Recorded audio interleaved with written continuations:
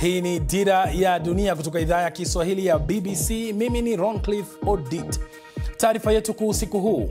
Maandamano ya umma kupinga uchaguzi mkuu Tanzania yameendelea kwa siku ya 3 mfululizo katika maeneo kadhaa, huku tume ya uchaguzi ikiendelea kutangaza matokeo.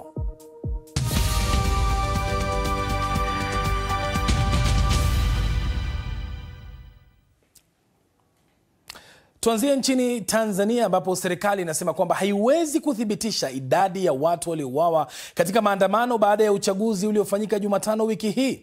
Akizungumza na BBC, waziri wa mambo ya kigeni Balozi Mahmoud Thabit Kombo ametetea jinsi serikali ilivyokabiliana na waandamanaji baada ya uchaguzi wa Jumatano wiki hii. Baadhi ya makundi ya upinzani yamedai kuwa mamia ya watu waliuawa, huku Umoja wa Mataifa ukisema kuwa watu 10 wamefariki, madai ambayo Thabit Kombo amekanusha. Kwa sasa hakuna mtu anayeweza kusema ni watu wangapi walifariki au kuumia.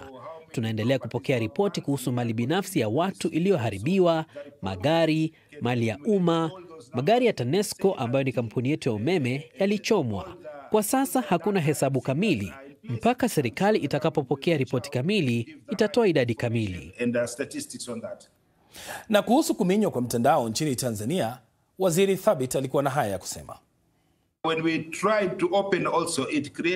Wakati tulipowasha mtandao wa interneti, ilileta shida kwa watu wachache wahuni ambao walikuwa wakitumia mtandao kuleta vurugu. Sasa kwa mujibu wa sheria za mamlaka ya kusimamia mawasiliano Tanzania, kuna sheria ambazo zinatumiwa wakati kuna wasiwasi wa usalama wa kitaifa kuhusu mtandao wa interneti ndani ya nchi. Haya si mambo ya haki au ukosefu wa haki. Tunazungumzia maisha ya watu, mali ya watu na usalama wa nchi yetu. Hilo ndilo swala muhimu kwa katiba yetu.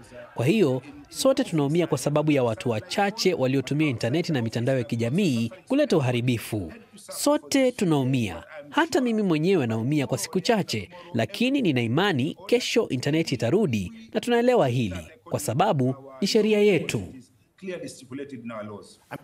Leo Ijumaa, waandamanaji waliingia mitaani tena nchini Tanzania kwa siku ya 3 mfululizo, wakikaidi amri iliyotolewa na mkuu wa jeshi la nchi Jenerali Jacob John Mkunda ya kukomesha vurugu. Maandamano yamekuwa yakifanyika katika miji mikuu, waandamanaji wakitaja uchaguzi uliofanyika Jumatano wiki hii kwamba haukuwa huru na wa haki kwa sababu viongozi wakuu wa upinzani walizuiliwa kugombea dhidi ya Rais Samia Suluhu Hassan.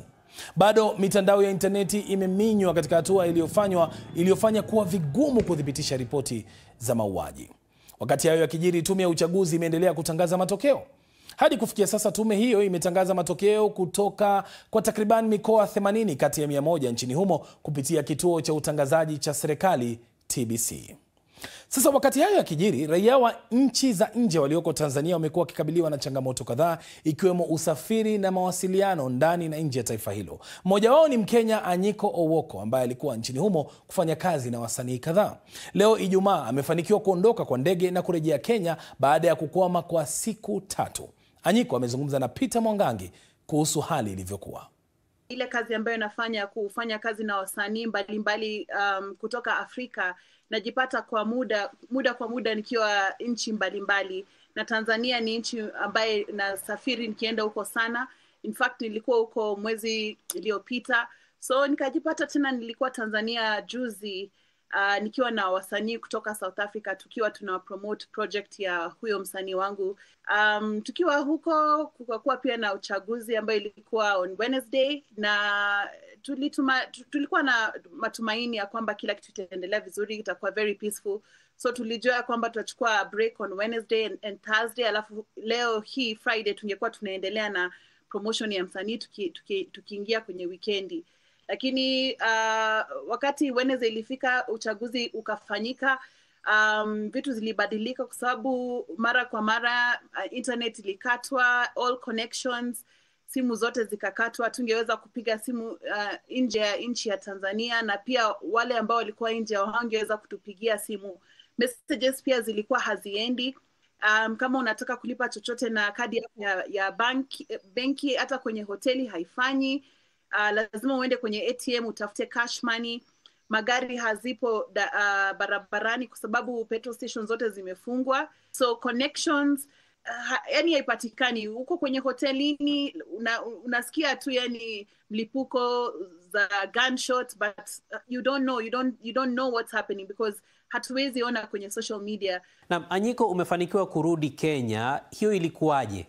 Na umeona nini kwenye barabara kutoka hotelini kuelekea uwanja wa ndege na vile vile kufika Kenya?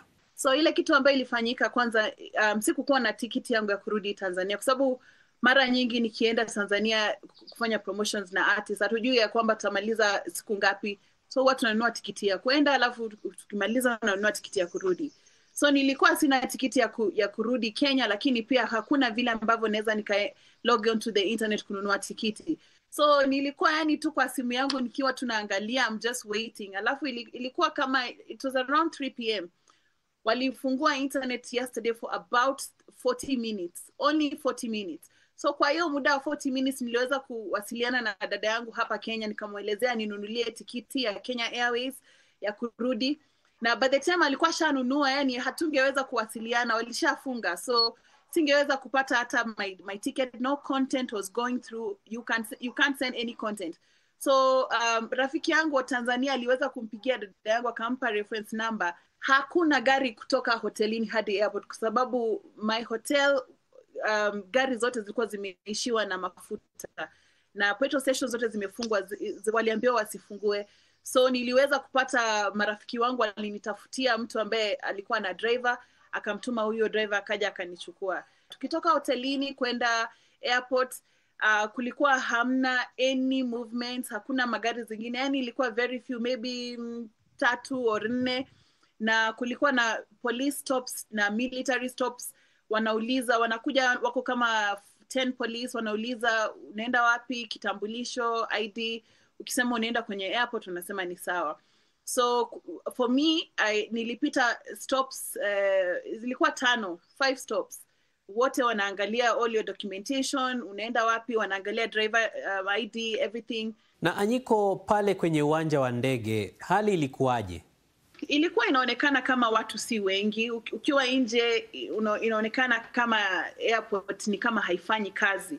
Lakini ukiingia ndani kulikuwa na watu wengi ambao walikuwa wanangoja kupanda ndege zao ama walikuwa wanangoja kutafuta kupata tikiti. So wao watu walikuwa wanajaribu kuona kama wanaweza nunua tikiti za kwenda kwingineko na Kenya Airways, lakini wakaambiwa na watu wa Kenya Airways pia hawawezi kuwasaidia kwa sababu network haipo.